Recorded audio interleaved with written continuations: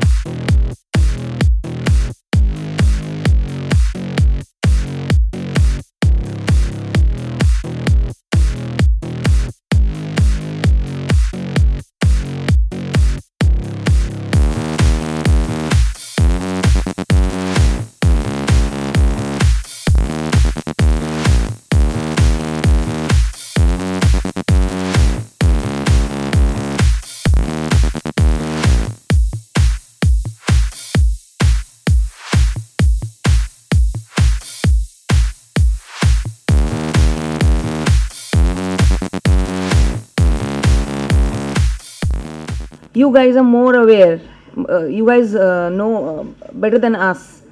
But yes, I don't know what to say because I want Ramsar to come and explain about the film. But yes, I had a great experience working with Ramu sir, Lisa, Sandeep, Sachinji. We tried to make a good film, and I hope you will like it. And rest is, I think, Ramu sir will explain everything. Thank you. Great honor for me to be a part of this film, Veerappan. I've been living in India since 1991, so I'm actually very familiar with Veerappan in the sense that I remember when he used to appear in the papers at least once a week. So when Ramuji approached me with this film and with this very interesting role in the story of Veerappan, it was something I could not say no to. Of course, working with Ramu was a dream come true for me. And on top of that, he was so well researched and so passionate about this storyline and the script that he brought to light many interesting behind the scenes or facts about Veerappan that I was not aware of, and I think many people in India, perhaps even here in Tamil Nadu, might not be aware of. Of course, it's a film, it's our interpretation, and I'm playing a woman who is based on a real-life character, who is recruited by the police to help capture Veerappan. And it was an incredible experience, and I hope that you all will also enjoy the film. We put a lot of hard work and passion. I believe it's releasing in June 3rd, but Mr. Sachin Joshi can give you more information on that. So thank you for coming out also, all you members of the press. And we really, really hope that you'll enjoy this film. I can definitely tell you one thing, that even if you know about Veerappan, you wouldn't know everything about Veerappan. His journey of 20 years of what has gone through. Why did it take 20 years for the government to get him down? More than that, he's killed 900 elephants or he's killed 97 policemen. All that is a mere information. But when you see the film, you'll get to know that how he operated, how it took so much time for the government to get him. So this is what Veerappan the film is all about. So I want the audience to go have a look and see a good film in a long time that has come from the camp of RGV. And trust me, the audience or anybody, whoever sees the film will not get disappointed. Thank you. And another information, as Sandeep mentioned, the film is releasing in Hindi on 27th of May, but the Tamil version is releasing on 3rd of June. So please have a clarity. Thank you so much. Veerappan is a subject matter which has been haunting me since a very long time. I first heard about Veerappan somewhere in the late 90s, 97, 98, when I was shooting for a film somewhere in the jungles of Mudumalai. So the fact that one person just with a few men can be operating from inside a forest and making the governments of two states completely go haywire in an effort to capture him fascinated me, because without the backing of any major terror organization or a rebel state, or with great funds and resources, or without any political patronage, though the conspiracy theories could be there, but I do not believe that they exist. They actually were there in reality of supporting him. So I thought the uniqueness of a character like that was not there in the entire crime history of the world, I would think, because I can't see a parallel to Veerappan. So for a long time I wasn't clear about which aspect of Veerappan I should take to catch the spirit of the person. And at a certain time, I mean, because it's like a Mahabharata, from the time he started to the time he ended. And then I happened to meet some people who were involved in the operation of killing Veerappan.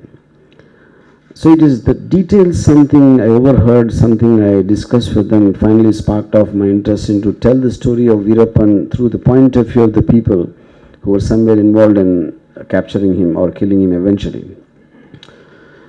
So when people ask me this question, how real is a film, I would say, see, like the kind of people I met is some of the people who worked with Veerappan a long time before, who mediated between the government and Veerappan on certain specific cases and incidents. And there are officers who are involved in his operations at various stages, his own wife, and primarily these will be the sources.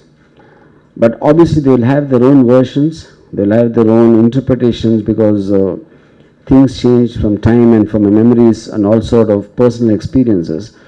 So to sift through that entire material and connect the dots in the most understandable format is what I attempted. And so what you're going to see in the film is that final version of what I call the truth as I know it. But even the people who were involved in parts with Veerappan, when they saw the whole film, they couldn't challenge me that this is not what it happened. Yeah, that's I think to the credit of the research team and the overall way the screenplay has been structured. Thank you. So, in the press release, you have stated that originally Veerappan planned to kidnap Rajinikanth. So, is it true or not? They're asking. Yeah, see, the point is, after, like we all know, Veerappan was very publicity hungry and he always wanted to be on the newspapers and make headlines. So, when he kidnapped Rajkumar sir from Kannada Superstar, after that, that gave him a national level publicity. In fact, he came even on BBC. So the first time he realized that he will make more name, the bigger names he tries to capture. So he had this idea in the beginning of 2004. I mean, he was killed in October 2004. In the beginning of 2004, he just had this plan of kidnapping Rajni sir, in terms of, because the only thing you can do bigger than kidnapping Rajkumar, obviously, because Rajni sir is a far bigger star. Yeah. How? See, just now I was telling you that it is a question not of evidence. It is a question of the sources. I spoke to the people who were involved in the operations, people who worked with him, people who infiltrated into Veerappan's gang to make him believe to come out of the forest in that ambulance, and finally when they got him on the Penagram road. So it is my interaction with all those people where I'm getting this from. It's not like a recorded evidence. I can't give a recorded evidence because there's a conversation happened between the people involved in the operation. How would you say that? Then how do you say that he was? But that's exactly the point. You see, truth is in my question is, I don't want to confront on this, but my question is, who did you speak to? Can you just tell me? I mean, eventually, whether it's you or me or any of us, we only can speak to sources, because no one can know it directly from Veerappan, no one can know directly from who can have an authenticated document saying that this is. Eventually, truth is what you believe in. My sources would be different from your sources. Yeah, so but that's my, my source tells me differently. Then it's up to you to, whoever to believe what they want to believe. Have you highlighted the tortures made by the women in the forest and the police torture the women? Also the politicians involved. Have you shown everything, or are you hidden, or? You see, I try to represent the truth as much as I know it. Yes, definitely I showed in the very beginning days when the police in their eagerness to get information about Veerappan, they had a certain high-handed behavior, and which has been shown in the film. And like obviously any person becomes something because of a series of circumstances and incidents and decisions made by people, which could be found out as faulty in hindsight, but at the same time they took a decision, they might have been felt right. But that is precisely what I'm trying to say. It puts Veerappan in perspective, this film.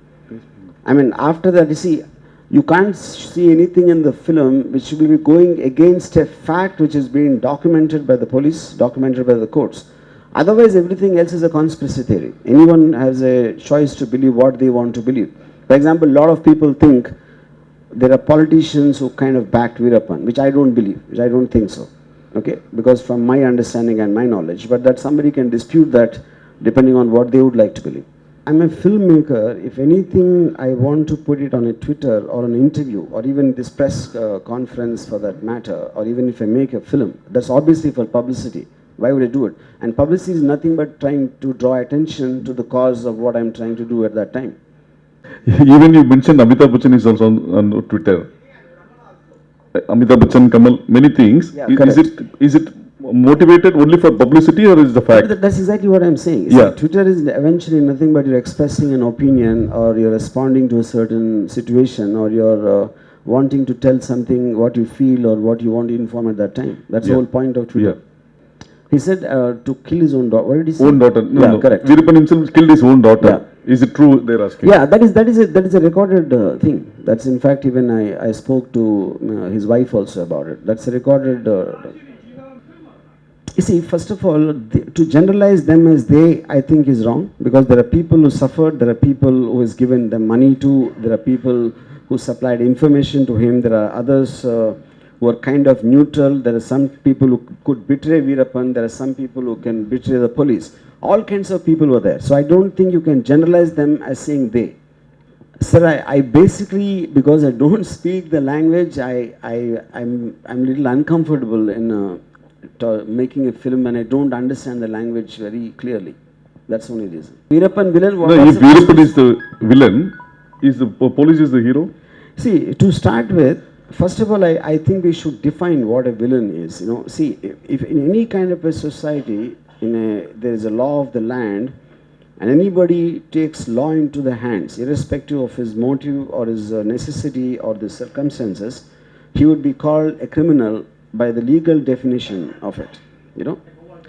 So, Mr. Gopal has been sent as a government. See, the point is, the bulk of this film, it only tracks the last 2 years of Veerappan's life. And whatever we want to know about Veerappan, we get into the flashback mode or narrative aspect, you know. So even Rajkumar's kidnapping is not there, for example, because that happened 3-4 years before Veerappan's downfall. எல்லாரும் ஒரு source இருக்கு. இவருக்கு கிடைச்ச source வச்சு படம் பண்ணிருக்கேன்னு சொல்றாரு தவிர இவர் வீரப்பன வில்லன் இவர் சொல்லல. இவருக்கு கிடைச்ச சோர்ஸ் வச்சு ஒரு படம் பண்ணிருக்கேன்னு சொல்றாரு. That's what you are telling, no? The sources you are gathered, only you are done the film. Yeah, correct. So I think what he's saying is the people there consider him a hero. That's what you're talking about? Yeah. See, no, that's exactly what I'm saying. That also, it is true and untrue, because true it is to the part of people who benefited from him in various ways and believe that he has done something beneficial. There are also people there who believe because of him the development stopped there and investors stopped coming, and it kind of affected them in some way. So there are both kinds of people. Like in any group, always there will be people who believe and the people who will be disbelieving. There is two versions of killing the Veerappan. One it has been shot and another one is an encounter. In this film, what you have showed? See, I'll ask you a technical question. I really don't know. See, I showed what I believe to be the truth that you will see in the film. But one fundamental question I don't really understand. Anyway, the police's intention was to kill him.